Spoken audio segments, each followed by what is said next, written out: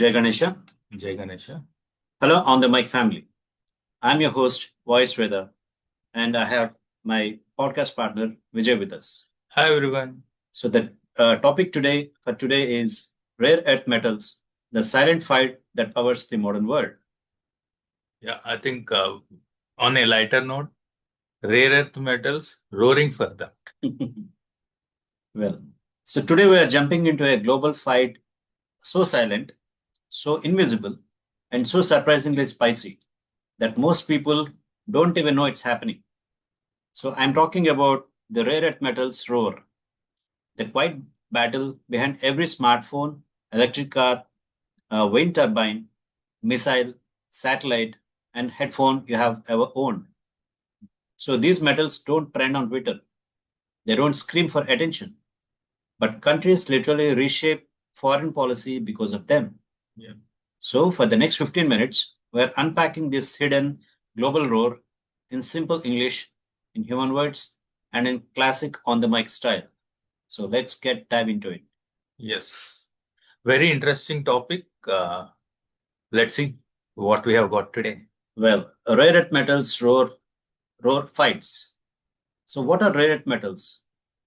Well, they are a group of 17 special metals buried deep in the earth. You never see them, you never touch them, but they quietly make modern life work. Think of them as spices in global technology. Use a pinch, and the whole device comes alive. Uh, Definitely, I think if you look at if we are talking today uh, over the Zoom call, or if you're doing something with your smartphone, or if your car is telling or providing you GPS and all, definitely whatever the chips or the semiconductors that have been put in those machines, the base material comes from the rare earth. Of course, very true. So, what do they power? Almost every high tech and defense device, right from smartphones, electric vehicles, wind turbines, solar panels, fighter jets, missiles, satellites, MRIs, speakers, batteries, and robotics. So, if technology has had a secret ingredient, this is it. Yeah, it's like if you look at all the food blogs, everyone will say that we are putting our special homemade masala. Right. So it's the same thing. So all the smart things that get operated today, that are being used today, I think the basic ingredient comes from the rare earth. So true. So, why are countries fighting over them? Because the world is shifting from oil to electricity to smart technology. So, and rare earths are the fuel of that future. Yes. So, the country that controls rare earths the country that controls rare earths controls clean energy, defense power, AI hardware, electric mobility, and digital infrastructure. So, it's not about metals basically, it's about strategic survival. Yeah, I think one country which has advanced in this particular aspect is China. I think they are way ahead 20, 30 years for the rest of the world. So, Yeah. So, coming to China, as you rightly said, the giant in the rare earth game. So, here is the twist. China controls around 60 to 70% of global rare earth production and nearly 90% of processing.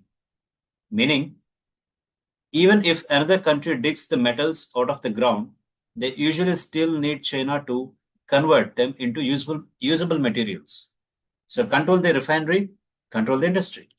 and China, very wisely, they have put their efforts or their direction very futuristically round about somewhere in 1999 and 2000 era. And they thought that rare earth could be the future code. Future, certainly the future. And today, China controls the entire ecosystem of rare earth. We are going to give more tidbits around China, why they are dominant player. They control the entire ecosystem. Even per se, if some country has to get into the rare earth and they wanted to do something, it will at least take 3 to 5 years from. Very true, very true. At least 3 to 5 years from. So China, that's the reason At least they have the heads up. Yeah. So the rest of the world suddenly said, wait, that's dangerous. Countries realized, what if supply gets restricted? What if politics interfere? And what if industries shut down? And suddenly, the US, Japan, Europe, India, Australia all started scrambling to reduce dependence. Yeah. It's a supply chain panic with global consequences. I think this entire world has witnessed when the tariff war started, Right. and when the tariff war started, US started hitting China with something, and China started hitting US with the rare earth metal. They said like we are not going to supply rare earth to US. So what happens? The Nvidias, the Amazons, or the Googles, they semiconductor chips or the AI chips, they want the rare earth. So if China is stopping, where will they go? Very true. Well, the US and China rare earth tension is one of the quietest geopolitical feuds ever. No shouting, no missiles either, just strategic moves. It's like a Cold War between US and the USSR. Right. Like export controls, investment bans, mining partnerships elsewhere, subsidies for rare earth projects, and alliances to reduce dependency. So it's a chess match with minerals instead of moves.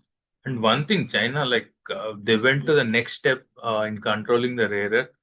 They said like they are going to open up the rare earth for the entire world, and they want an end user license agreement, which clearly states that like let's say a country A has got rare earth from China, country A has to disclose like who is the end consumer of that particular rare earth, and they opened up the rare earth entire gateway to India. They said like whatever you want, you can do, you can get the licenses and all. The only condition China has put is that we should not be giving that rare earth back to USA.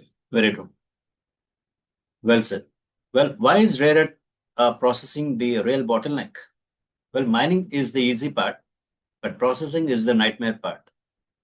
It requires toxic chemical handling, huge water usage, complex separation, decades of expertise, and environmental risk.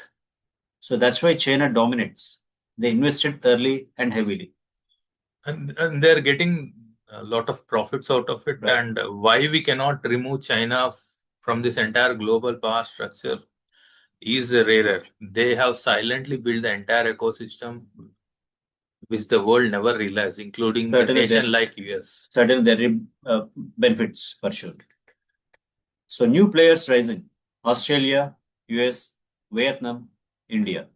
So these countries are not trying to beat China in one day. They are trying to create alternatives slowly.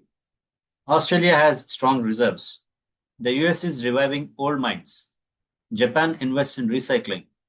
India focuses on exploration plus processing partnerships. Vietnam is emerging as a promising source. Slow progress, but slow and steady progress, but real for sure. And this is one more industry where we require a global delivery model, because barring China, no one else in the world has that complete ecosystem of rare earth exploration, refining, and bringing it to use. So they definitely have to collaborate either technology wise, either raw material wise, either exploration wise. So to make one country to build this ecosystem, I think it would be 15, 20 years. Very true, very true. Now, rare earth recycling, the surprising wild card. Countries don't just want to mine more, they want to recycle rare earths from old phones, old turbines, and old EV batteries. Imagine a future where you don't need to dig the earth, you just dig your drawers. Interesting. So I think going forward, we'll not sell anything to the guys like who will be saying like we will buy the old fridges, old washing machines, and all. Maybe put them in a bank security locker. You never know what's going to be the price of that. Right. Then EV boom equal to rare earth boom. So electric vehicles need powerful magnets. Magnets need rare earth metals. So the faster the EV industry grows, the louder the rare earth fight becomes.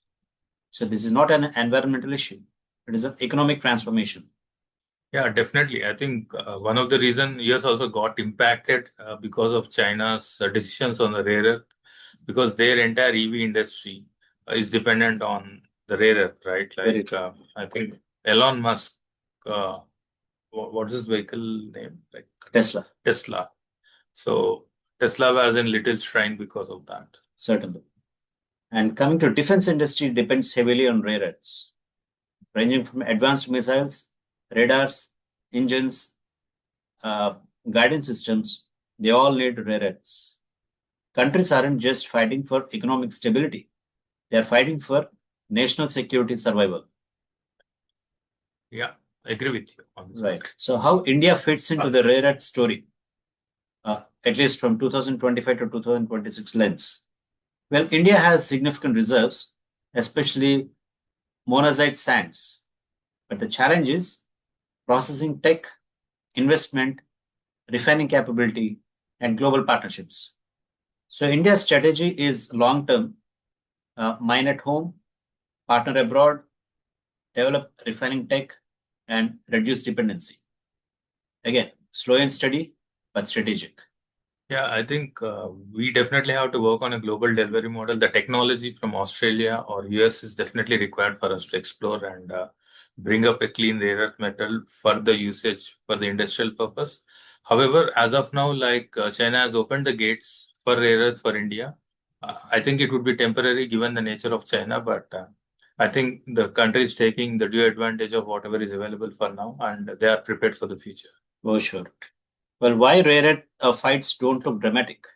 Because there are no explosions involved, no breaking news, no instant reactions, just slow, long term national strategies unfolding quietly. So, rare earth fights are like slow cooked geopolitics, but the consequences massive and enormous. Definitely. And one other usage of the rare earth is like we have talked about TV and it in the solar panels. Of course, I yes. think for the alternate energy, the solar panels, I think we definitely require a lot of rare earth and rare magnets Right. to make it work. Right. Well, the rare earth truth nobody tells you is this isn't a fight for today's gadgets. It's a fight for tomorrow's power balance. So countries aren't fighting over metals. They're fighting over who gets to define the next technological era. Yeah, absolutely. I think it's a tech-driven world, and whoever has control on semiconductor chips and rare earth, they are going to be what deal makers, and they might dictate the world. Certainly. Semiconductors and rare earth metals are going to be the new normal, and the very few countries would. Certainly, it's going to be the future, undoubtedly. And that on the mic fan is your human-friendly tour of the rare earth metals roar, the quietest global fight with the loudest consequences. So here is the wild part: these metals are buried underground, but the real battles happen above ground in boardrooms, labs, supply chains, and diplomatic tables. So the future won't be won by armies. It will be won by supply chains, material science, and smart strategy. So rare earths remind us that sometimes the smallest things decide the biggest outcomes. So here is a question for you: if the future runs on rare earths, who should control them, and who will? Think about it. I'm your host, Voice Weather. This is On the Mic, and I will catch you in the next episode. Until then, stay curious, stay sharp, stay human. Please like, share, and subscribe On the Mic, and it's very, very mandatory here. Thank you all. Good night. We'll connect with you one more day. Har Har Mahadev. Har Har Mahadev. Jai Hind.